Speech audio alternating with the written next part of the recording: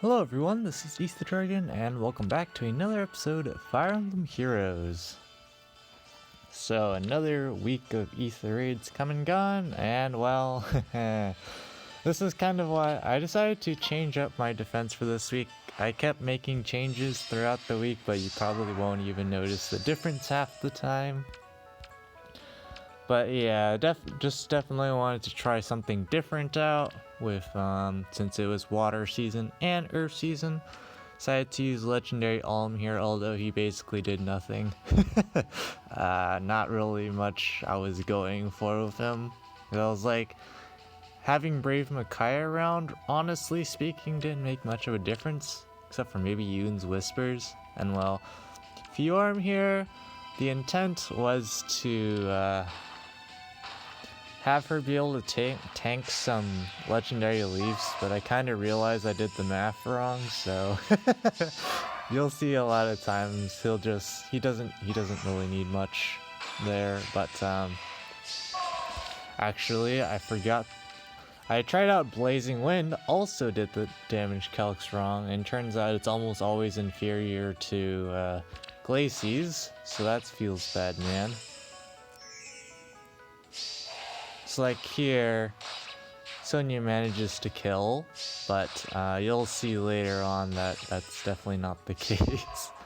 Here though, they put Brave Egg on their panic manner and stuff, so he has to tank a lot of hits that he couldn't take. So they just surrender here at this point, which is okay.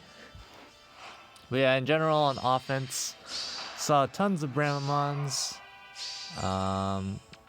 The worst ones, probably, this person doesn't like armor balls.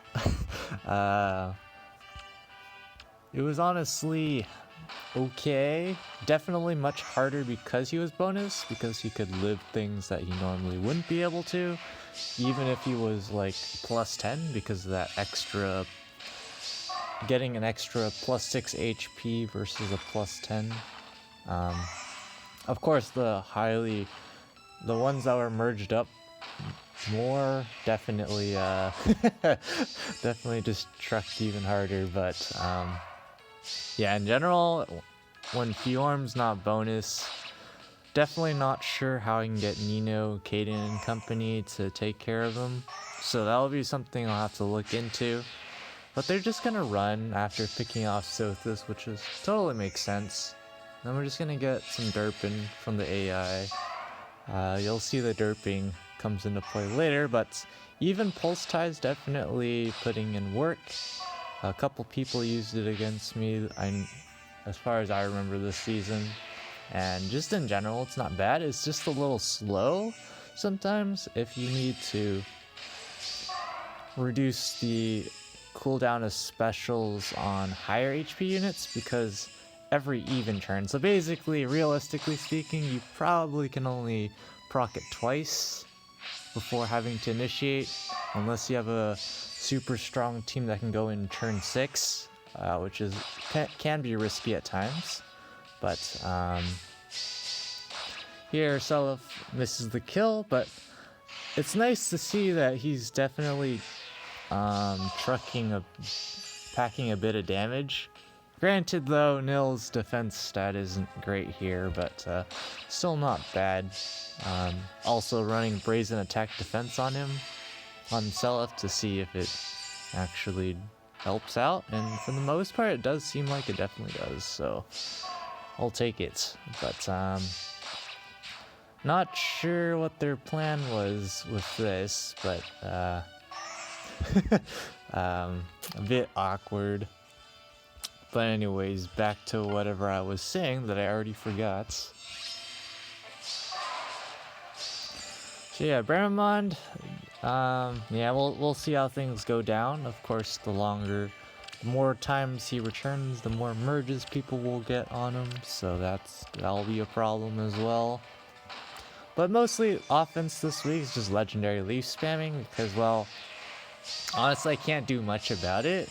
I could tech against legendary leaf pretty hard, and so with some certain shenanigans we won't speak of. But if I did that, then people could just, you know, hit end turn with like Brave Ike, and well, that's a rip. Because, yeah. The thing with Legendary Leaf is most of the time you just have to be able to face tank him, and if you can threaten the kill back, that's where you get your value. But, in general, yeah. Like, Fiorm there, after Defense Smoke, I believe, barely died there, but that's how it rolls. And so here, this is where Seliph goes to attack Reinhardt here. And well, this is where AoE on Sonya doesn't work very well. She has 43 res. Glacius also wouldn't have killed, but it would have been much better than this. But Seliph still would have attacked first, so the outcome of the matchup wouldn't have changed. But here, Corrin's barely able to survive. That seems to be a recurring theme, but I mean, what's new? That's what happens when there's HP inflation on offense. It definitely helps units face tank stuff better. Because when Seliph is by himself, you know, and he's in vantage range with Ignis, he only has 63 attack and 43 defense, which is still okay. He is maxed out like plus 10 with 10 dragon flowers and whatnot. I also did decide to finally give him the 10 dragon flowers. I was just thinking about, is there any other units I'm thinking of that would want it immediately? And so here, you might notice I'm switching around where structures are just to see how people react to it. And here, because the banner is there, we can't snipe off Brave Lucina, but of course they could have just placed Brave Lucina not there, so not much of a difference. So they're just gonna keep hitting end turn. My team doesn't have that much damage output, but we do see the Panic Manor. And, well, Alm can't kill Fiorm, so he's just going to do the attack Marita, presumably because he does more damage to her. And, well, yeah, don't really have any damage output against Fiorm. It was kind of a weird thing this week. Do I try and tech against Brave Ike like usual? Or do I go after Fiorm because she's bonus?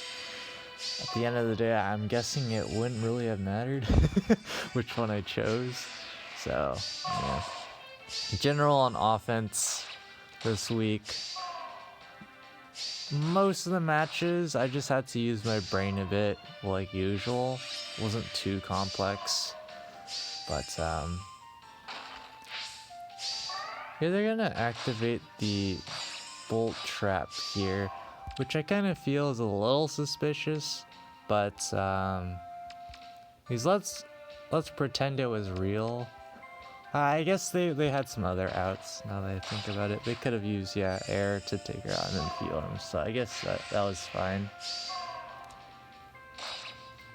Yeah, also struggling to figure out what debuffs and stuff to run on my team. Ideally, at some point on Sylvia, I get like, what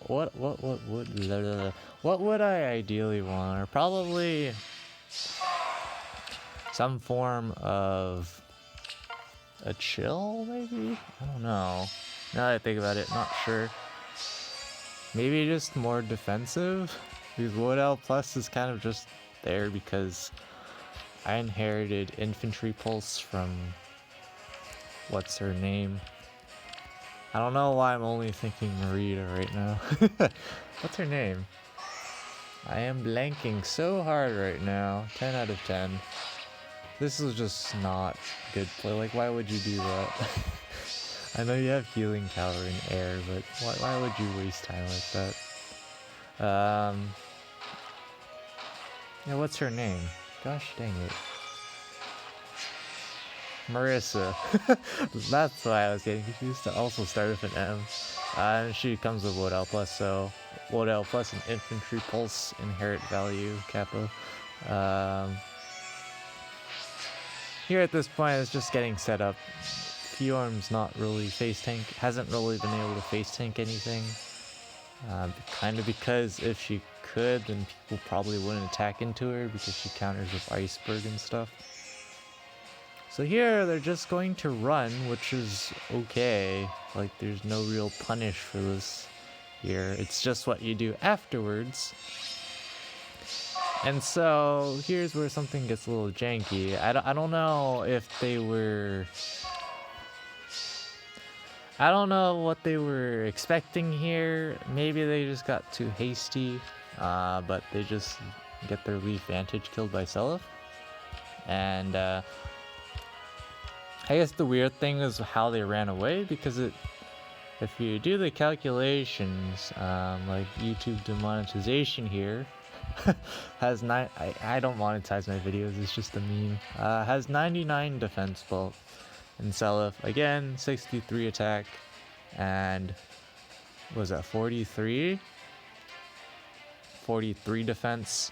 So he hits for like 90, he has like 97 offensive power, so this guy would actually live a hit. So even before buffs to his defense.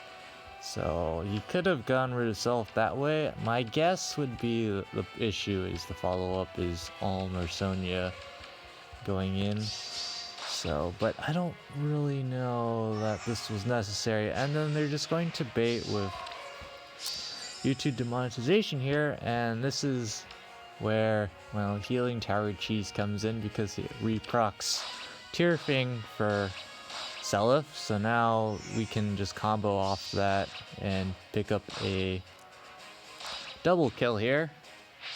And well, Seliph is back in vantage range of Ignis, so this is very awkward for them. Again, YouTube demonetization can live that, but there's just too much stuff left, so Ripperinos. Yeah, not having double Sothis this week. I was thinking of doing double Sothis, like just put a Sothis here, so Fjorm would get more HP and res, same for Seliph, but then I really wouldn't have any damage output. Not that Legendary Alm gives that much damage output, but it's better than what Sothis can do on average, especially in matchups like against Fjorm or Brave. I don't know, the Brave Ike matchup's a little weird, but here's where someone just uses even pulse tie pretty well.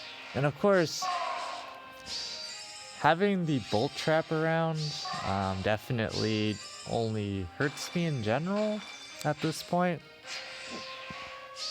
because, well, it's basically free setup for people, but I don't really mind because the defense isn't really that good in the first place. But here they go for this play, which is okay. They go ahead and bait Fjorm.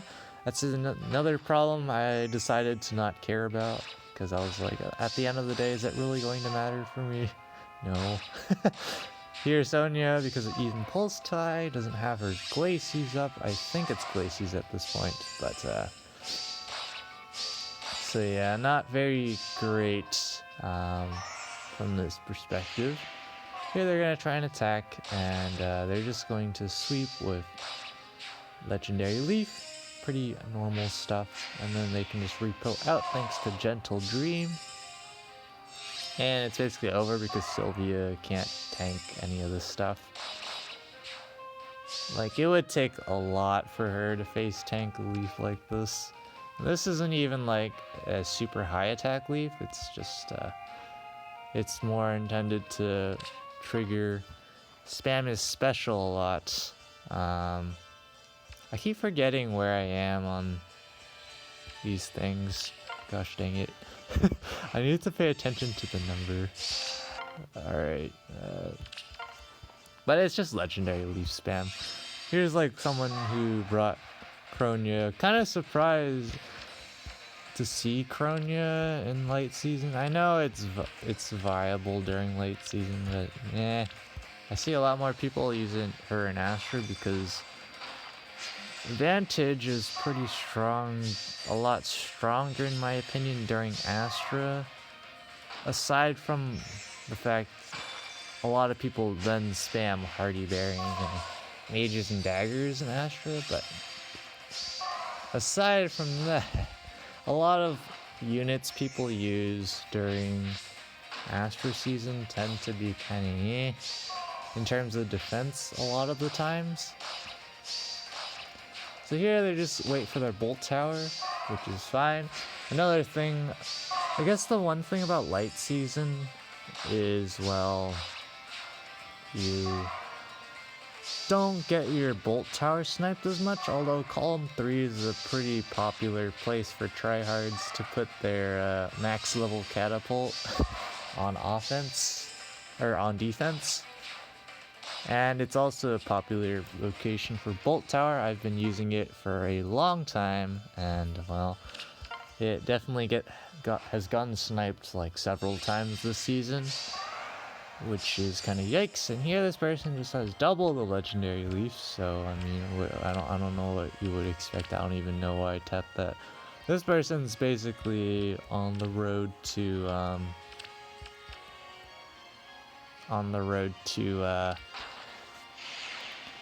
making a stable offense team by getting enough merges on mythics, because if you have 2+10 mythic heroes, you actually, and 2 light blessed, and everyone else is light blessed, you can completely ignore the bonus unit and still score like 160, I believe, which is technically enough to make tier 27 pretty decently every week if your defense is fine. So they're just going to combo here. There's not much going on here. It's a variation off of Gale Force, but because Leaf is a ranged unit, it definitely helps out positioning for some matchups here. So they're just gonna sweep. Nothing too mind-blowing here. I believe this person is one of the players that does decently in Ether Rage every week, so not too surprising there. And this last match is kind of like, that's all I gotta say. Close counter advantage, Tamari, sabotage defense, pretty standard stuff. Definitely seeing a lot more Tamari. Like here, beating like this is okay, because you go ahead and proc Zephyr Breath against Fjorm, but she does have Iceberg. If Fjorm had Glacies, it would have been even worse, but I decided to run Iceberg because it would be at 1 cooldown. So if a ranged unit wanted to, some other ranged unit other than like Legendary Lethal or wanted to attack, they would have to get an Iceberg on the counter, which definitely hurts. But here, the Fume's just gonna get chipped down too much, and Dark Excalibur putting in work. So at this point, it's just a sweep if they want it, but because there's nothing I can do about this. 70 HP, of course, definitely useful.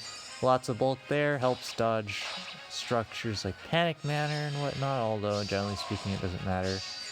So at this point, they're just going to surrender, presumably because they're pretty sure they can get a better offense match, and I do too. They shouldn't have lost here with this team.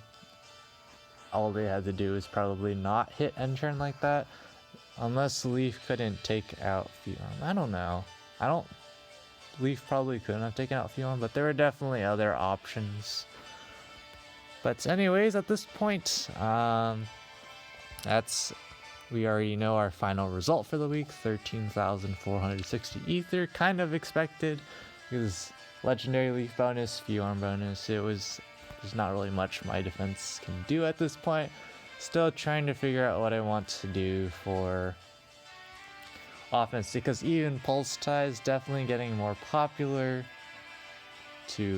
on higher end teams to help deal with infantry pulse, aside from pulse smoke and whatnot, because the problem with pulse smoke is, well, it has a range, so that kind of causes some problems in that respect. And well, Not gonna get as many dragon flowers as usual because, well, the season was yikes for defense, but if I had I ran my usual team, I would have ended out with wait, something's wrong about this. This is not updated. It's supposed to be minus 220, right? So yeah, basically did not very well.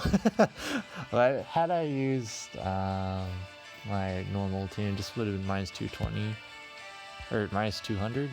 I'm so brain dead right now. Minus 160. Gosh dang it. So not too big of a deal. Would have padded me better for making tier 21, but it doesn't matter in this case because we'll see if we get top 3k. But allegiance battles, every week our rank just keeps dropping, but it's water season for this 1 week, so we have a pretty strong score again. This one, I know a lot of people had problems with this series of allegiance battles. Blah, blah, blah. Let me just briefly go in here because it's this map. This is like the worst map in general for allegiance battles. The other ones, for the most part, are much more straightforward. Some of them are a little tricky depending on the turn 1 enemies, but I actually just cleared it second try because first try I RNG'd into a bad starting lineup of enemy units that are all melee and a dazzling staff healer, so that wasn't great. But here, we're just gonna go ahead and drop out of tier 21. Technically speaking, I can stay in tier 21 with Alphons. I would just have to burn a lot of crests, but in general, the matches wouldn't be too difficult.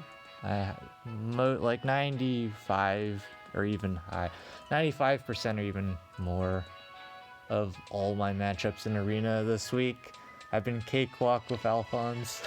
So I don't feel like it would be difficult if I got those scores to get enough. And as far as I heard, the cutoff is somewhere over 3,830, which is an average of 754 a match. So that means I would need to snipe for 756s, and my score range is like 744 to 758 or something. So it'd be pretty rough on the crests. But at the end of the day, the problem is next week, there's no reason for me to spam crest to stay in tier 21 this week, because next week, to get any value out of staying in tier 21, I would have to do it again. But I only have legendary Marth as my bonus. He's +3, but I can't score enough to stay in tier 21. It's fire season next week, so I can't possibly compete with folks with like +10 legendary Hectors as well and stuff. They're just gonna be too stacked on score, so we're just gonna bounce out. Not too concerned about that. And well, I was going to record Arena Assault for this week, but unfortunately I just do not have the time. I did not have the time this week. Way too busy, but this week was surprisingly way more chill in Arena Assaults. Probably because I don't know what happened, but I did not see a single legendary Crom except for match 1, which was very strange. Now, actually, I saw one after match 1. Yeah, so I saw like 2 out of my 7 matches, which was a lot less than like the 7 to 14 legendary Croms I was running into when it was that water month.